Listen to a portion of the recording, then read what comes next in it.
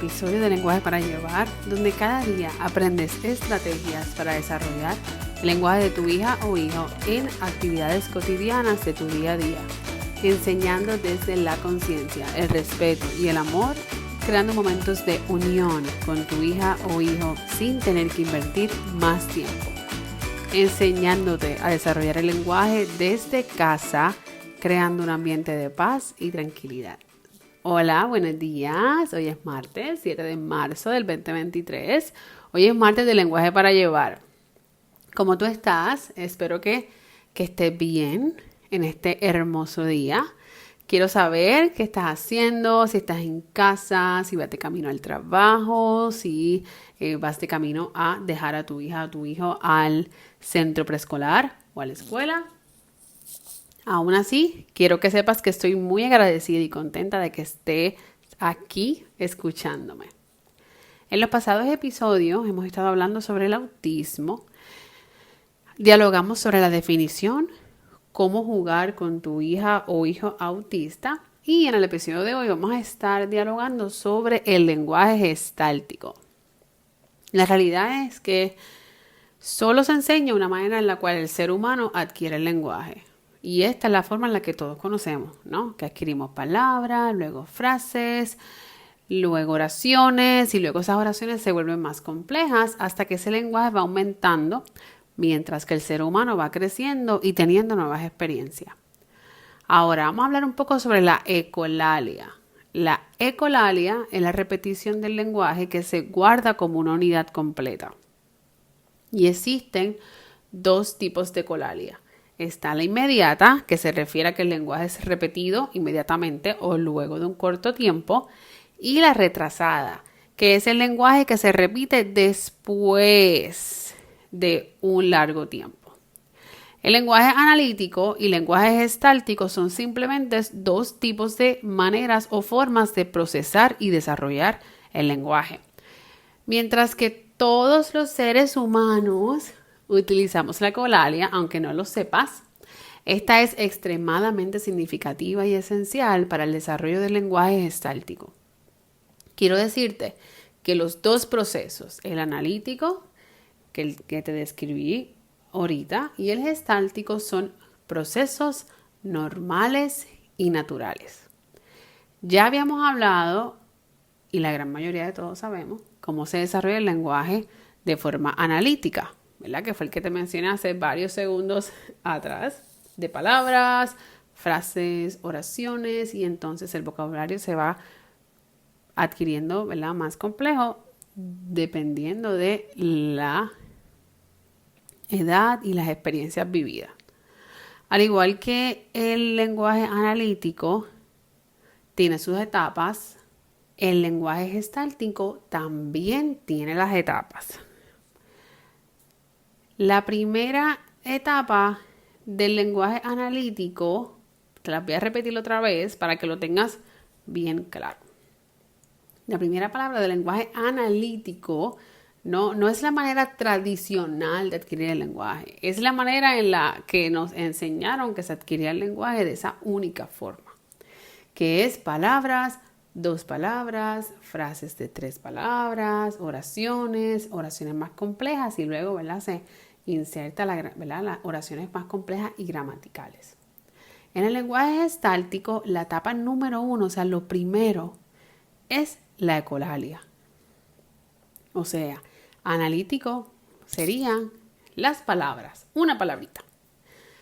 En el lenguaje gestáltico, la etapa número 2 sería, o sea, lo que viene después de la ecolalia es la mitigación de la ecolalia. Es como ese mix and match, o sea que se va rompiendo esa unidad completa de esa frase que repito y voy utilizando unas unidades o unas frases más simples para poder comunicarme de una forma más flexible. La ecolalia son, ¿verdad? Volviendo como que tratando de explicártelo otra vez, son como estos pedazos enteros del lenguaje que se quedan y se repiten. O sea, ¿no? Esas frases completas que escuchamos. Volviendo otra vez. La otra etapa que le sigue a la mitigación serían entonces las palabras aisladas y la combinación de dos palabras. Entonces es como, imagínate esa frase larguísima que este niño o niña está repitiendo, ¿verdad? Que es la primera etapa del lenguaje gestáltico, que es la ecolalia. Vamos a suponer que dice, cantemos con Dora. Y de esa oración o esa frase que él estaba repitiendo, que es la primera etapa, entonces va a la segunda, que quizás sería cantemos con Nina o cantemos. Y entonces, pues ya en la etapa número 3 puede sacar esa frase completa, que esa frase puede significar una sola cosa, ¿no? Y entonces puede decir significativamente y esa palabra, comer o comemos, ¿no? Por un ejemplo. Luego sería el uso de esas frases que son nuevas, o sea que están generadas por esa niña o ese niño, y entonces se empieza a introducir aquí la gramática. La próxima etapa que le sigue es el uso de la gramática simple y esas primeras oraciones generadas por esa niña o ese niño. Y la última etapa que sería el uso de oraciones más complejas y gramaticalmente correctas. ¡Wow! ¿Ves todo esto? ¿No? Palabra, ecolalia. Frase o dos palabras, mitigación de esa ecolalia. Oraciones, palabras aisladas y combinación de dos palabras. Oraciones complejas, frases nuevas y pregramaticales. Oraciones completas, complejas y gramaticales. Y entonces uso de gramática simple y las primeras oraciones. Si lo vemos de este modo, son dos caminos que llevan al mismo lugar. Y al ser dos caminos distintos, no se puede usar el mismo método de aprendizaje en ambos. Los dos son diferentes, por ende hay que trabajarlos y estimularlos de forma diferente. Los individuos autistas usualmente son procesadores gestálticos, pero también hay niñas y niños neurotípicos que pueden ser procesadores gestálticos. Los niños o niñas autistas pueden que utilicen la ecolalia después que un niño o niña neurotípico, ¿no? Pero el mismo desarrollo del lenguaje gestáltico. Los neurotípicos también producen la ecolalia.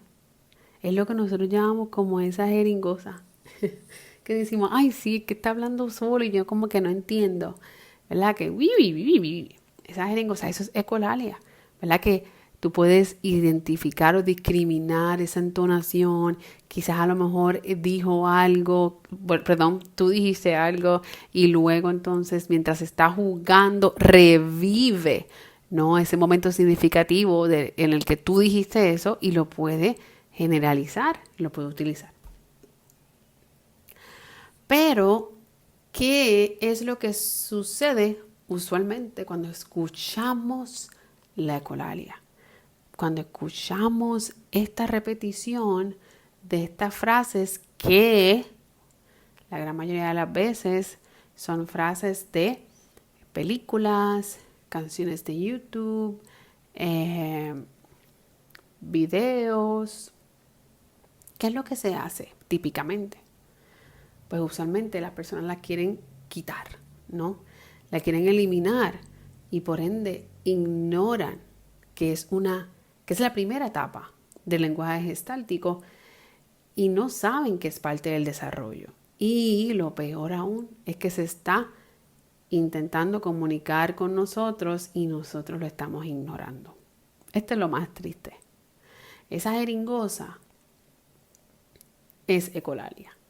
Esa repetición que está diciendo fuera de contexto, que no significa literalmente esa frase de esa película que está diciendo, quizás cuando va a comer o cuando entra a un lugar nuevo o cuando no quiere hacer algo y de momento escuchas que dice esa frase de esa película y tú dices como que, ay, ya está repitiendo esto porque le gusta mucho o está pensando en esa película. No, está intentando quizás comunicarte que no le gusta, que no quiere o no sé lo que signifique dentro de esa niña o ese niño, esa frase que está diciendo y comunicándote. La ecolalia comunica, así que no lo olvides. Si tienes una hija o hijo neurodivergente y está utilizando la ecolalia, recuerda que es una etapa del desarrollo natural y necesaria. La realidad es que cuando aprendí que habían dos formas de adquirir el lenguaje y que muchos de los niños o niñas que yo atendí estaban intentando comunicarse conmigo, me sentí muy mal, me sentí bien frustrada. Nunca quise, ¿verdad?, apagar esa ecolalia. Sí sabía lo que era la ecolalia, ¿no? Pero no sabía que era el lenguaje gestáltico. Simplemente cuando pues los escuchaba en aquel momento que trabajaba presencial con estos niños o niñas neurodivergentes, pues asentía con la cabeza o lo miraba. Y yo a veces hasta repetía lo que decían, pero yo no sabía que lo que estaba diciendo quizás frecuentemente, quizás siempre que entraba a la sesión o entrábamos al cubículo de terapia o quizás cuando yo lo buscaba o cuando lo llevaba otra vez a su salón, pues no sabía que estaba intentando decirme algo. Quizás estaba despidiendo, quizás me estaba diciendo que no quería hacer algo o que sí quería y yo no entendía. Yo no entendía su lenguaje. Ellos estaban hablándome y yo no podía entender por qué repetían esa misma frase una y otra vez. Cuando me veían, cuando se emocionaban o cuando les gustaba algo, ¿verdad? No sabía por qué decían lo mismo, pero ya lo sé. Y por esta misma razón, comparto este conocimiento contigo para que no ignores a tu hija o hijo y que sepas que es la primera etapa del lenguaje gestáltico y que hay dos formas de adquirir el lenguaje. Para que estés consciente de ahora en adelante que tu hija o que tu hijo se está comunicando contigo. ¿Qué pasa si no entiendo o no sé lo que intenta decir? Esto puede pasar mucho y va a pasar obviamente cuando uno conoce a este niño o niña por primera vez o cuando no sabías que es una etapa, la primera etapa del desarrollo del lenguaje gestáltico y que se está tratando de comunicar, porque no habías estado pendiente ni anotando esas frases, ni mirando en el contexto o qué estaba sucediendo alrededor cuando decía eso. Así que cuando no entiendas algo, solamente asiente con la cabeza, dile que sí, dile está bien, deja que termine a decir lo que está diciendo. Te recomiendo anotar esas frases y estar consciente sobre qué es lo que está pasando alrededor cuando dice eso. Eso te va a dar una idea de lo que realmente quiere decir. Si esa frase que está diciendo viene de alguna canción ¿verdad? Que vio en YouTube, viene de alguna parte de una película, viene de un video, mira el video. A ver qué pasa en ese video, en esa parte que dice la frase, para entonces que te dé una idea de lo que tu hijo o tu hija te intenta decir. Espero que esta nueva información te haya abierto los ojos, se haya vuelto más consciente en poder identificar si tu hija o tu hijo es un procesador gestáltico y que puedas entonces enseñarle el lenguaje de la manera significativa en que su cerebro lo adquiere. Eso es bien importante porque no se enseña el lenguaje a un procesador analítico que a un procesador gestáltico de la misma forma. Y lo que sucede es que muchas veces por este desconocimiento se le intenta enseñar a un procesador gestáltico de la misma manera que el procesador analítico. Y entonces vemos que estos niños y niñas procesadores gestálticos tienen muchas palabras solas, ¿no? Repiten muchas palabras solitas Y entonces pues no logramos entender porque decimos, ay sí, ¿verdad? Él o ella tiene muchas palabras, pero no se logra comunicar, quizás para decirme ¿verdad? Que quiere hambre o que no quiere o que ya terminó o que le duele algo. Pues porque todo el tiempo se le ha intentado enseñar el lenguaje de la manera que no aprende, de la manera analítica. Y son distintos porque el primer paso, lenguaje analítico, es una palabra, ¿no? Así que tú fomentas palabras. Pero el del gestáltico no es una palabra, de hecho sería la etapa 3. O sea que entonces estamos tratando de decir una palabra cuando todavía su cerebro no procesa esa palabra solita, ¿no? Sino que procesa todo este pedazo grande, es lo que puede procesar. Llevaba mucho tiempo queriendo hacer este episodio y hablar de lo que es el proceso gestáltico, porque realmente en el momento en que yo decidí aprender más sobre esto, me voló la cabeza y me puse muy triste en el sentido de que quizás no pude ayudar de una mejor manera, de una manera más efectiva a esas niñas y niños, ¿verdad? Por los cuales conocí. Por eso es que y quise hacer este episodio, aparte de, ¿verdad?, de que ustedes me lo pidieron. Quise hacer este episodio porque como yo, pues también pueden haber otros hasta profesionales, otras madres, padres, maestros que no conocen de esta información, no están modelando y enseñando el lenguaje de la manera en la que ese niño o esa niña aprende. Si este episodio ha sido significativo para ti, te invito a que le tomes un pantallazo, que lo subas en tus historias, que me tagues, me gustaría conocerte. Me puedes enviar un mensaje privado si te gustó, si no te gustó y qué tema quisieras que hablara más a fondo en el próximo. Me consigues en Instagram y Facebook bajo Lenguajes para Llevar, así que yo te espero por allá.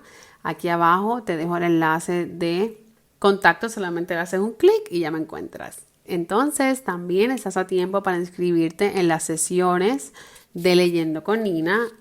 Están hechas para niños neurodivergentes y neurotípicos, porque realmente lo que estamos haciendo es leyendo, son grupos pequeños para esto mismo, para entonces poder dedicarles un poco de más tiempo a cada uno. Recuerda que no necesitas más tiempo del que ya tienes para crear momentos de aprendizaje y de conexión. Tú puedes, tu hija o hijo te necesita a ti, mamá, presente y consciente. Gracias por escucharme y acompañarme hoy. Y recuerda que lo importante es jugar. Hasta pronto.